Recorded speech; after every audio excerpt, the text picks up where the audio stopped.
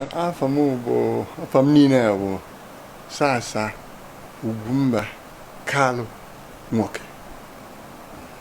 Onye be? Ama onye amekwu ahafịa. N'Enugu ka amụrụ anyị niile so etu a ka anyị si wee. Amụọ na ịmara na ihe tupu anyị ọgụ. Ya bụ ọgụ, kedu ihe butere ya? Ọ bụ ihe nwere akara igbochi? Nwere etu akara isi gbochiwuo na ya bụ agha anụ? Ịgwa gị eziokwu, agụ anyị nụrụ. Ọ bụrụ na anyị dozi emere ife etu o kwesịrị, it could have been avoided. And ndị mara achị anyị adịghị like ikwu eziokwu etu eme. O nwere ife Ojukwu na-emefọrọ ka a ghara ịnụ ọgụ a. At least I was 16, well, 15, 16, so I'm a mivoga. Ojukwu, oga na-egbu ndị Igbo n'ugwu Hausa. Egbugidelu ndị Igbo n'ugwu Hausa, and my dad nwụrụ 67 March. So my mom si ka o jebe Port Harcourt. Nduli edupụta anyị bi na Akwụna n'oge Meniru Street, number 15 Meniru Street. So ebe a ka anyị si lead railway station Enugu ka o jebe Port Harcourt.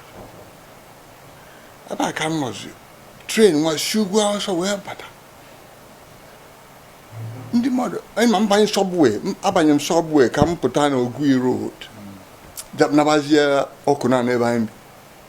Ndị mmadụ oge train akwụsị, ndị mmadụ bebe akwa, so wee gba nachi ya ka mmadụ ebe mme ndị mmadụ na-ebe akwa. So wee fụ that first coach, that exit, wee fụ a headless man, onye egbupụrụ isi, a man, nwoke zuru oke egbupụrụ isi na isi. Nsi ọ dịkwa ka nnọọ ka nna alọ ebe ahụ, wee pichaa aka n'iru, nyụọ anya, ọ bụrụ nnọọ ka nna alọ ebe a wee nebe anya inside the train fụ nwaanyị awasara ahụ. Wee fụkwu nwatakịrị one boy, 5-year-old, egbupụrụ aka na-abụ, egbupụ okwu na-abụ. Chukwu ekwere. Ọsọ ka nsi wee oge aka mma na agma eje ahụ.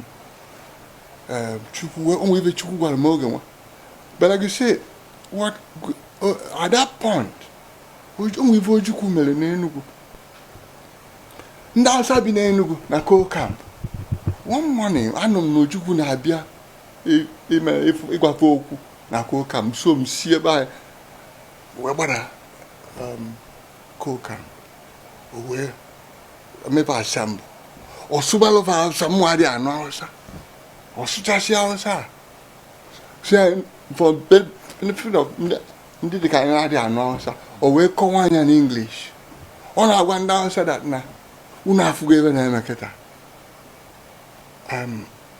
He couldn't guarantee their safety indefinitely. I'm quoting Ojukwu now.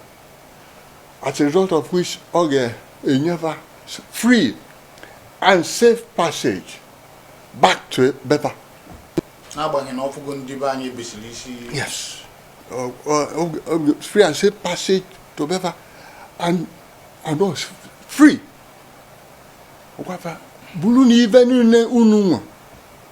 Even down to the house broom, I heard that.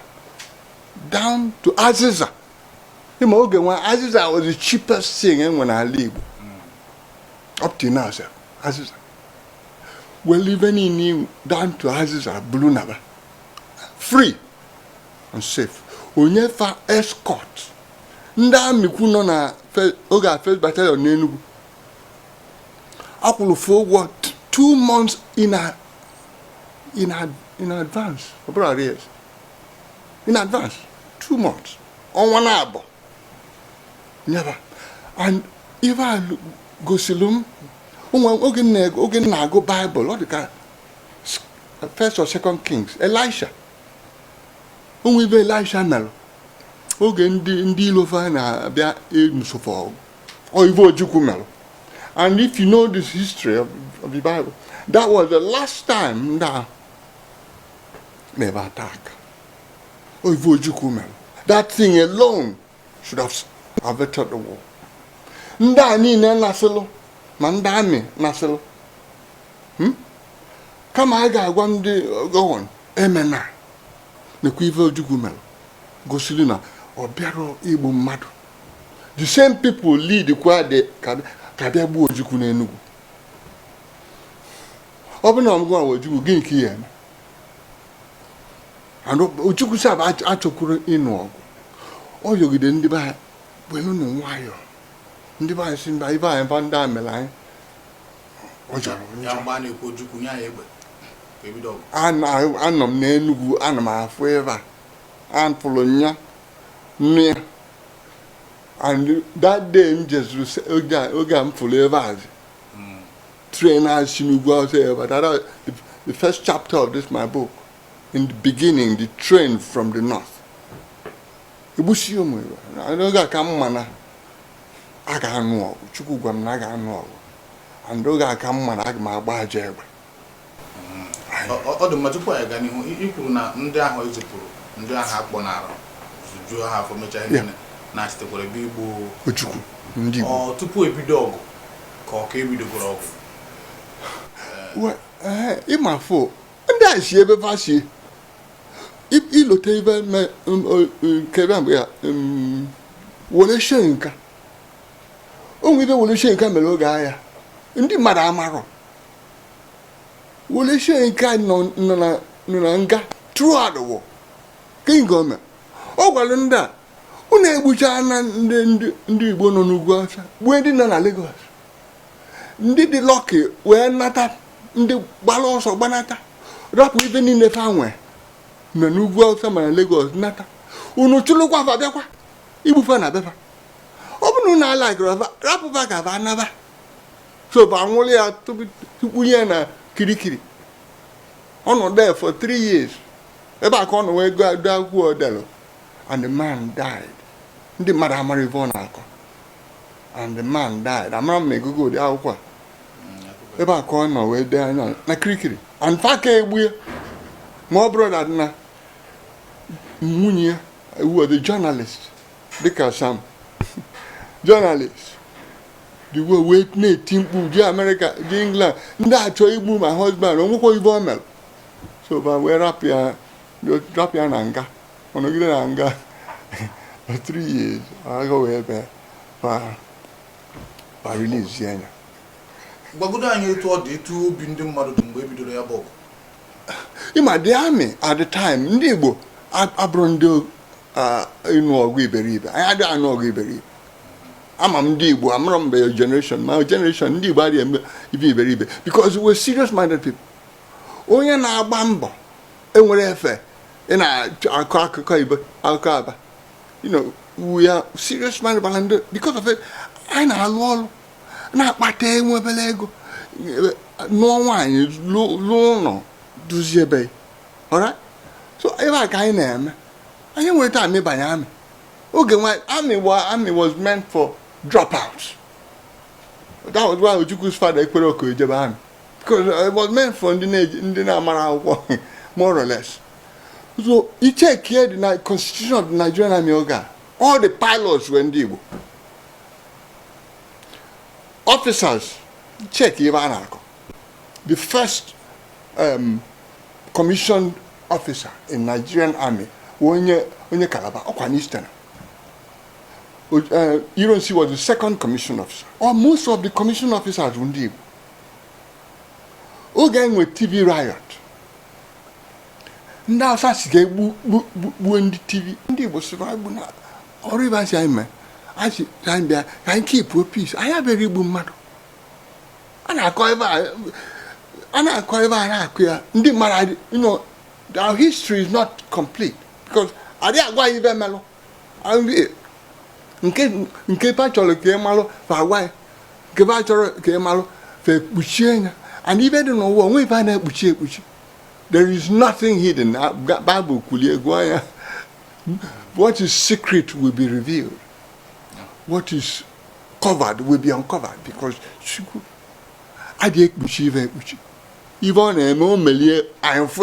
so what we're saying is that we were not ready for war because anya abụrụ dog.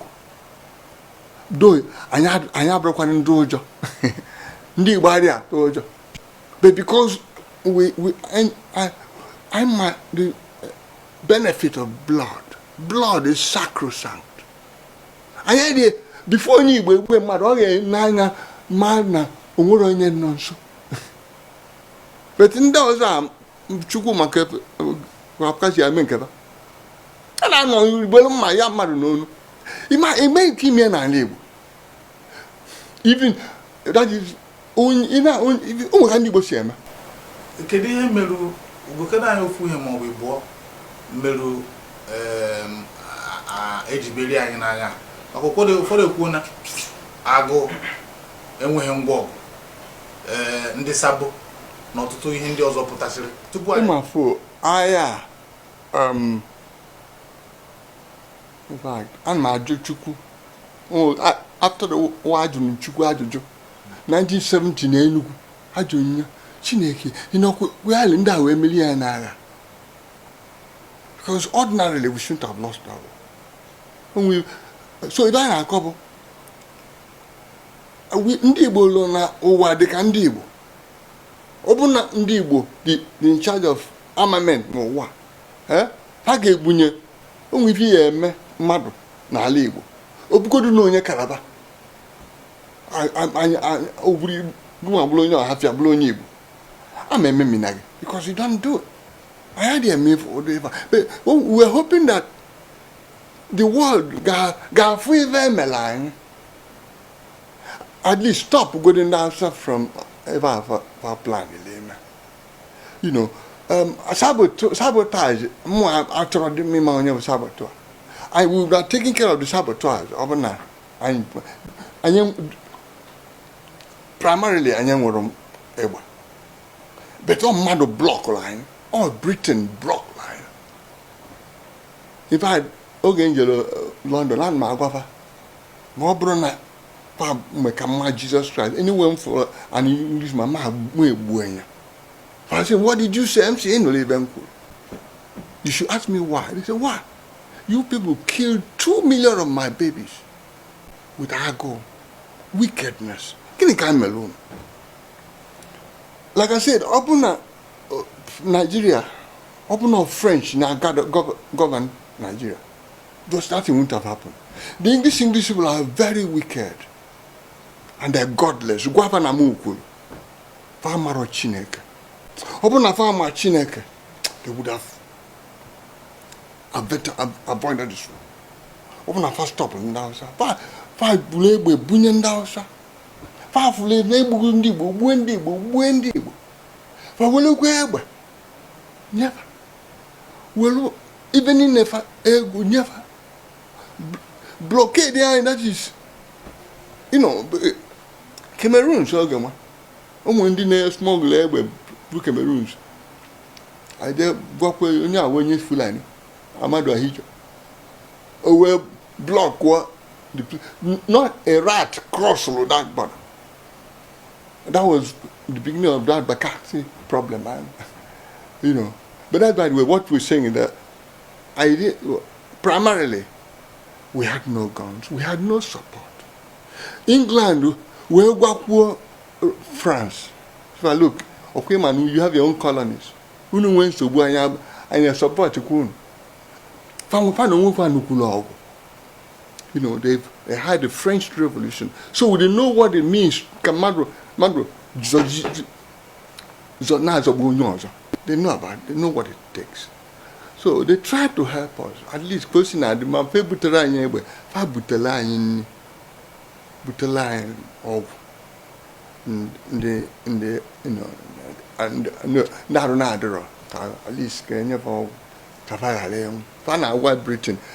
Nyana efe ka nyefa ni falisizie unumezi je buendi bueva but at least kabali go din kawuni you know. So what we said was Britain was 100% responsible for our problem.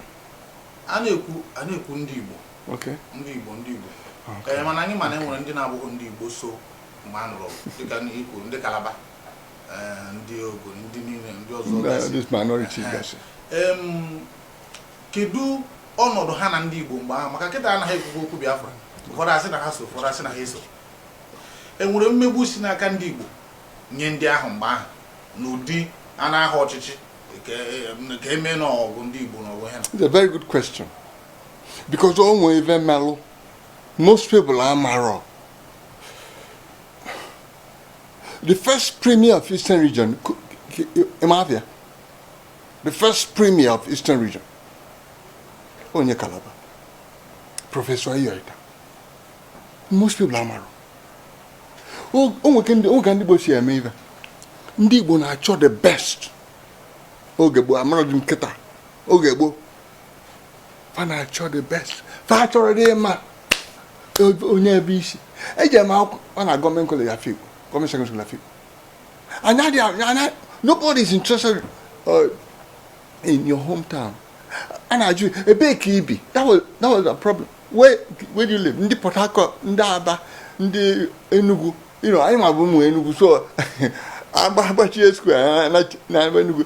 Ndi Calabar Ejebe, Ndi Aba Ejebe, Ndi Port Harcourt Ejebe, Ndi Lagos Ejebe. You know, what am I trying to say? Now, which is very important. Ndi Igbo picked a Professor Ayoita. They thought he was the best. A new Ochichi as the premier of Eastern region. Oh, Zeke. One of Jordan man, I'm sure no. Oh, come more because the man was wicked. Ojukwu. Open Ojukwu, he would have fixed this country. Chineke nyeli intelligence or wisdom. Well, or more wisdom, intelligence. Anyway, Zeke caused this problem. Zeke, after he's rigged my role in Ibadan, or being with Chupo, that was the beginning of the problem I went with our minorities. And nobody has addressed it. Nobody. This is what I get there. Your fire, your kafaba line. This was even though also Zeke Emilia, but Zeke won you. Okay, when I am Obonyesi, the best mechanic, the best architect, the best doctor, the best pilot, the best. Even you're going to want to Atrocities. If they are people, I'm with scholarship, the best 5 students. In my class, 2 of them see River State. 2. Chukwu onye for driver, we're looking for excellence and not even Malundibo. Excellence. We're not into this kind of what the quota system. Quota system. Local government. Not local government. This other Kevana, what they are. Onye wete ndị wasa wete bụ onye ndị quota system. Ndị Igbo nwere time for quota system. I na-achọ the best. The best quota system is diversionary. If you want, in age Olympic Games, in age Olympic Games, in a quota system. Yeah, Chanata the best. Okay. Must pick the best, otherwise you won't get 1 medal. Get the best. Train the person, may motivate. Yeah, you win a medal. That's not quota system. Quota system. I'd robbery Malundibo. If you earn it, you get it. If you don't earn it, you don't get it. Now, actually, the best 10. Open at the 10, she knew a never. Open and the new by and with her Madnaba. Good luck to them. Actually, you go and prepare. So, there was a question you asked now. We didn't plan to look down on our minorities. But the point was Zeke, who was our champion, had his own ideas about leadership. And what we ought to do now is, yonder, Guaquavada, or Zik, Costlin, so well. It was a one way from Zik, in London. I went to beat him up. Get your father to Chila and Ansobua. Amaro Chineke. Because Zik was a cultist, Governor Mukulu. Ono Boni, ono Freemason, ono Lodge, ono Rosicrucian, funny joyous. And all those things are opposed to godliness. Either you worship God or you worship Mammon. That is Boni and the rest of them. So he led us astray. He led us to the devil. Before Ojukwu Abata. This 50s, 60s. And though Vuzik in where the South, you people should know that the South of Nigeria was ready for independence in 1957. We would have had independence with Ghana. Oh, Zik Sefachalo. Up till now, I can agenda. I get check it over till a while. Not even ready. Get those you.